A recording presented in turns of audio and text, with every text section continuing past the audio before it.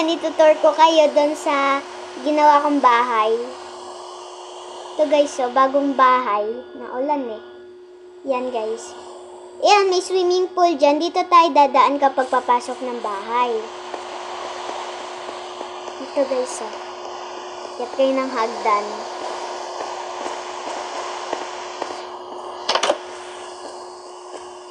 Ito yung campfire, dito ka papainit. Kasi maulan sa labas eh. Pwede ka magpainit dyan. Yan. So, dito tayo magpapahinga. O, pwede dito, tumambay muna tayo saglit. Bubuksan natin to. Yan, naglagay ako ng painting dyan. Tapos dito naman, dito ka magluluto. Ito mo ilagay yung fuel, tapos dito yung ink. Tapos dito naman, yung uupo tayo para makakain tayo. Ganyan.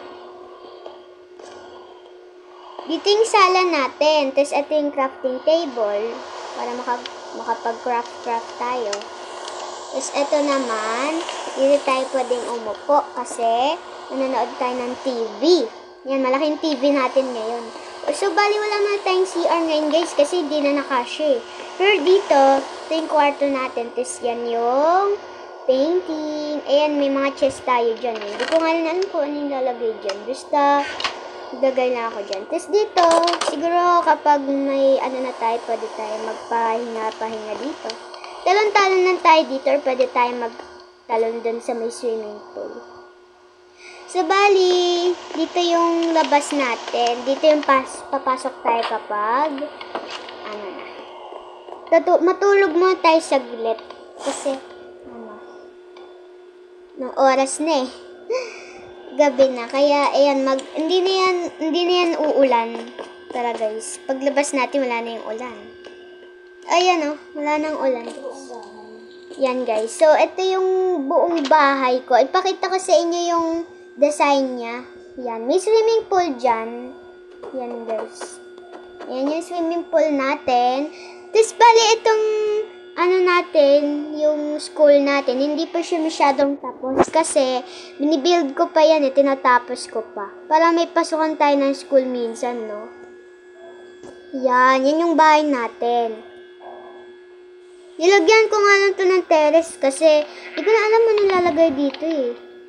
Lagay lang ako ng glass. So, dito, bala ko sana lagyan ng taas kaso tignan na lang natin kung babagay. Kasi medyo malaki na yung bahay natin. Siguro magiging third floor to kung dadagdagan pa natin. Yan. So, ay wait lang. Puntik na ako tumama. Pakita ko din sa inyo itong mga iba kong nagawa. Kasi yung sa na-post ko dati, hindi pa yung patag. Iba na to. Village na talaga to guys. Buong village na talaga to. Yung iba nga dito hindi pa tapos. Kaya tinatapos ko na din. Ito, kung nakikilala niyo yung pinapanood niyo si Tankdemic, yun sa Minecraft. Yan, binild ko yung bahay niya. Yun yung bahay niya. Maliit nga lang yung akin onte. Yung claw machine, ganon. Yan, may dirt pataas dun kasi nagpatihulog ako nun. Wala lang kasi naka-survival ako. Ayan, so, wala. Ito yung 7-Eleven ko. Tapos pwede ka tumalin dito. Malunod ka. Ayan, so ito, ginawa ko rin itong bahay na to eh. Ito.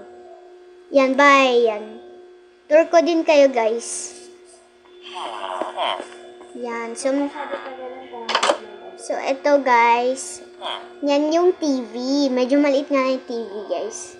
So, bali, siguro ito na yung pang-last na tour ko sa inyo na bahay kasi baka na masyado mahaba na yung video. So, ito, may chest tayo dito. Ito yung chest natin. Tapos dito, ba't may tao dito? Pwede tayong miga dito. Yan. Yung villager eh. Tapos dito, pwede tayo dito sa kusina natin. Yung kusina, dito din tayo magluluto katulad ng kanina. Dito tayo kakain. Parang damesa na din yun. Tapos dito, may CR na dito. Yan. Ay, may tao. Ito yung toilet natin. Dito tayo Tapos dito naman yung hugasan natin ng kamay. Tapos dito tayo maliligo. Dito tayo maliligo, guys. Ayan na. Pwede natin gawin yung paganto. Ayan. Ganon, guys. So, yun na. Ito na guys, lalabas na tayo. Wait lang. Labas na tayo. Meron ditong akyatan dito sa part. Ay, hindi pala. Wait lang. Nagkaiba. Tapos dito tayo. Dito tayo sa taas. Dito pwede tayo dito tumambay. Tapos dito pwede tayo bumaba dito. Paakyat dito. Nagdan dyan eh. Tapos pwede tayo dito pahinga-pahinga lang. Yan. Siguro okay na to guys. So susunod na lang na video ulit. Ito na tanim ko. Bye-bye!